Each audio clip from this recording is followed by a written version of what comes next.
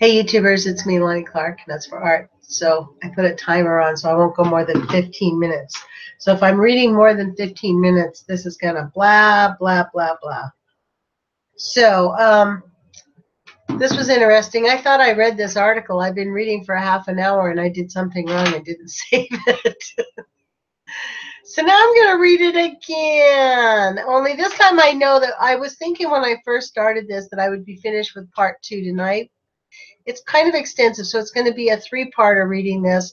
When I'm finished reading Dr. Busby's article, I'm going to find something on DDT. One of my subscribers said, "Why aren't you talking about DDT?" or mentioned a couple something else's. So I'm going to take a look at that. I'm going to read from that because absolutely right. It's not just nuclear. It's the whole picture. Since I've been doing the radio show, I totally get it. It's not just nuclear that's threatening our planet. It's everything. So let me get right to the reading so the 15 minutes doesn't go away too fast. And this is where we want to go. And let me screen share. Okay. Mr. Screen Share. Childhood leukemia, share. Then I have to come back here and say share to everybody. There we go. And then we go here. Okay. So last night, I see how far I read. I read all this stuff, and then it didn't pop up on my YouTube channel. What a major bummer, but that's all right. It gives me an idea to maybe read this better for you. So we finished. This is Dr. Busby's article, and it was finished. Look at the article info. This was pretty cool. Editor-in-Chief Michael A. Portman, University of Washington, which is a very well-known university, respected research article. Received September 25th, 2017, very recent, accepted October 18th, 2017, published October 20th, 2017. So that's actually pretty slick. I like that. And then here is the article. What does it say about author interview? Chris Busby. Okay, that's his address. Figures and data. So that's his. He shows us this. So let's get back to the article. And you know what, you guys? I have just got to stop. I need to go turn off my heater.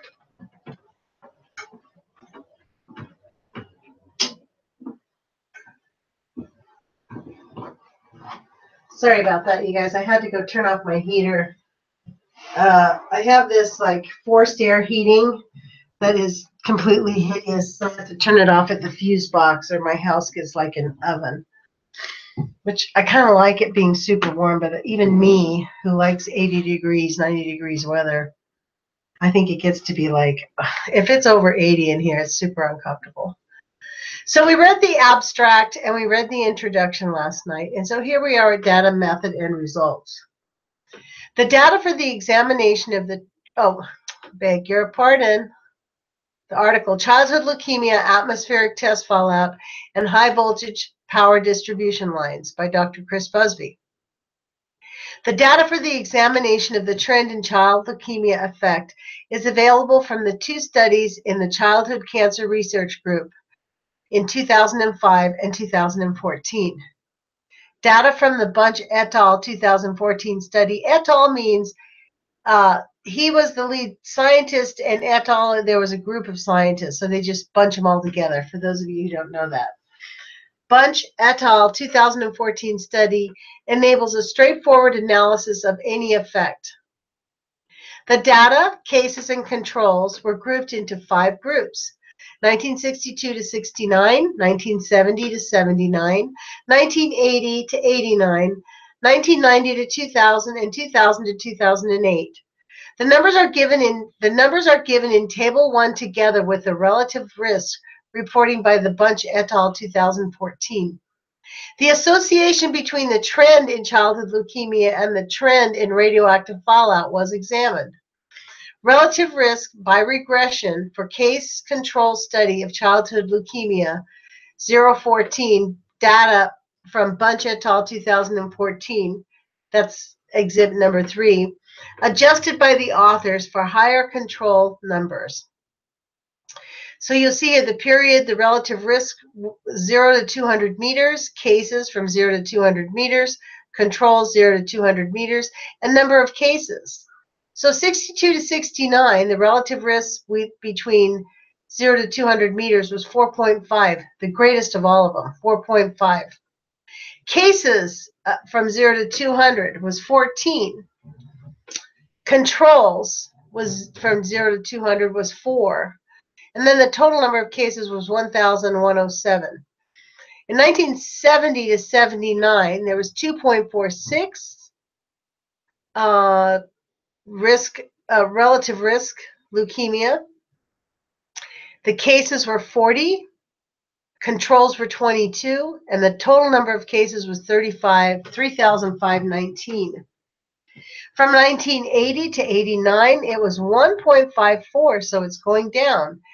The cases were 52, controls were 36, total number of cases was 3,578. 1990 to 2000 was 0.99, and the total number of cases was 67, controls was 64, number of cases was greater, 4,325. So, and then the final group was 2000 to 2008. The relative risk of leukemia from 0 to 200 meters was 0.71. Cases from 0 to 200 meters was 48. Controls from 0 to 200 meters was 59. And the total number of cases was 3,399. I want to go back and see. I don't know if I can do that. I wonder if it's, yeah, I wanted to see if these bars were gone. So hold on, because I've already read this once. I didn't want to have to go back and read it again. That would have been a super drag. Okay.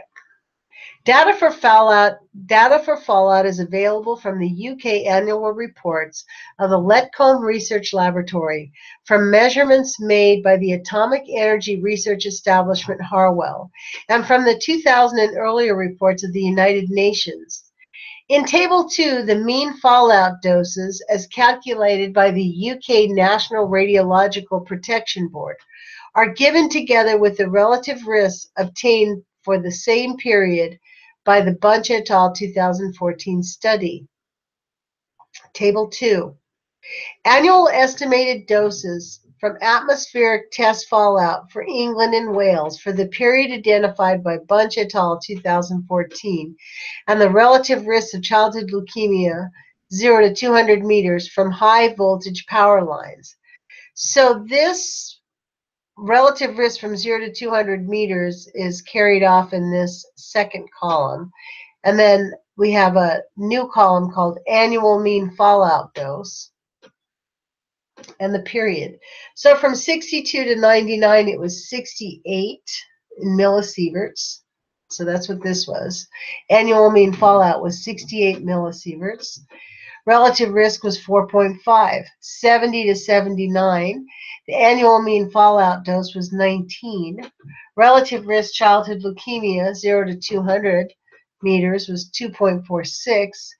80 to 89, annual mean fallout dose was 11 microsieverts per hour, and that was relative risk of childhood leukemia 0 to 200, which is 1.54. 1990 to 99, the annual mean fallout dose in microsieverts was 4.5. Look at how it dramatically is reducing here. And so does the relative risk in childhood leukemia, 0.99. 2000 to 2008, the annual mean fallout dose was 3. Relative risk childhood leukemia was 0.71. Now, I do not know what this means, so maybe I should look this up. But let me just see if I can ask the Googles. How about that? Let's go there and ask the Googles. Because what does, and then we'll just put this thing in, mean. I wonder if it'll come up with an answer for us. That would be super cool, right? Why do we have a linear trend? Linear trend estimations. P-value equals less. There's no meaningful slope. I don't think we're getting the answer. I don't think this has it. So we are going to have to ask Dr. Busby. So anyways, C squared equals 7.62. P equals 0.006 for linear trend in proportions. The association between mean fallout dose, and relative risk was tested using the extended Mantel-Haenszel C squared for trend. Results showed a highly significant association. C squared equals 7.62. P equals 0.006. Look at this. Here they are. This is in the 60s. The annual fallout dose. Look where it was at. And look at the childhood risk for leukemia. Relative risk 4.5. 2.6. 1.45. This is the annual fallout dose. Gosh darn. Okay. The trend in between childhood leukemia risk and fallout dose is shown in Figure 1. This is Figure 1. Trend in annual estimated doses from atmospheric test fallout for England and Wales in red, and relative risk of childhood leukemia within 200 meters of a high voltage power lines in England, Wales, and Scotland. The year 100 equals the year 2000. Wow. So this is the high voltage power line, is this red. These are the high voltage power lines. Wow. Note Chernobyl, 1986. The best dose of the dose response was a logarithmic fit. Relative risk equals 2.79 log dose minus 0.902. R squared, I think that's risk squared, equals 0.955. F dash static 65.6. P equals 0.004. So I guess you have to be a scientist to understand that, which I'm not. I'm just reading it. But this you can understand. The graphs you can understand. The dose-response relationship seen in the association is shown in Figure 2. It is concave downward or hog's back. Childhood leukemia less than 200 meters from the power lines, 1962 to 2008, and nuclear atmospheric test fallout. This is the relative risk from childhood and the mean fallout period annual dose. Wow. Relative risk of childhood leukemia versus fallout doses. Statistically significant exponential relationship. Discussion. The conclusion of Bunch et al. 2014 was that there was no physical process that had a variation over the period of their study which could explain the trend. They believed, therefore, that the earlier findings had been a statistical artifact and that this was duly echoed in the media. However, a possible cause of the association had been advanced by Henshaw's group in 1999. They argued that the high voltages increased the concentration of fine and ultrafine particles in the vicinity of power lines through electrostatic effect involving the generation of corona ions. Atmospheric tests cause the global distribution of fallout, which include micron and submicron uranium-plutonium particles from the weapons themselves, together with similar radioactive particles generated through the condensation of the fireballs. The longer-lived of these included the now well-known cesium-137 and strontium-90 radionuclides, with physical half-lives of about 30 years. I'm going to stop here. I see we have 1 minute left. So we'll finish the rest of this article tomorrow night. I think we can get through all of it because it's a pretty short conclusion. I'm going to stop sharing, and I'll go back over here to you guys.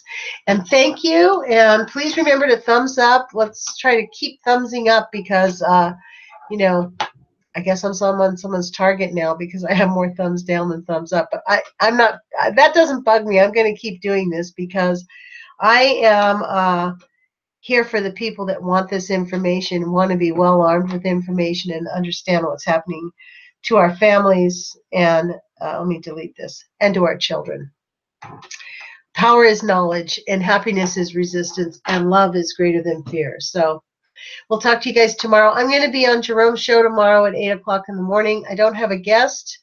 If any of you want to call in, the number will be 718-717-8106. It's 8 o'clock to 9 o'clock Pacific Standard Time.